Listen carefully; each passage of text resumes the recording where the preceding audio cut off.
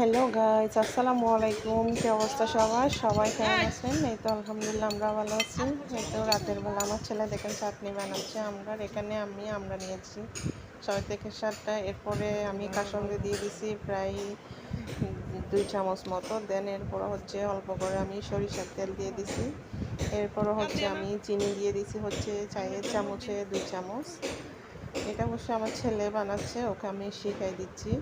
দেন এরপর হচ্ছে পরিমাণ মতো লবণ দিয়ে দিছি। দিয়ে দেওয়ার পরে এখন হচ্ছে অল্প করে আমি মরিচের গুঁড়া দিয়ে দিছি। এরপর হচ্ছে এখন আমি সবগুলো ভালো করে মিক্স করে নিব। আমি কাসুন্দিটা একটু কম লাগতেছে, সে কারণে আমি কাসুন্দি 1/2 চামচ অ্যাড করে দিছি। অ্যাড করে দেওয়ার পরে এখন হচ্ছে ভালো করে সবগুলো মিক্স করে নিব। এত মজা হয়েছিল চাটনিটা, আমার জামাই তো বলতেছে আজকে আবার খাবে। মানে খুব মজার একটা রেসিপি, এভাবে আপনারা একবার করে দেখবেন। খুব মানে আমার তো দেখে আবার জিভে জল চলে আসতেছে। তো বাইরের আওয়াজটা একটু ইগনোর করবেন, ঘরে কাজ চলতেছে সে কারণে। তো আমার চাটনিটা কেমন হয়েছে সবাই কমেন্টস বক্সে কমেন্টস করে জানাবেন। তো সবাই ভালো থাকবেন, সুস্থ থাকবেন।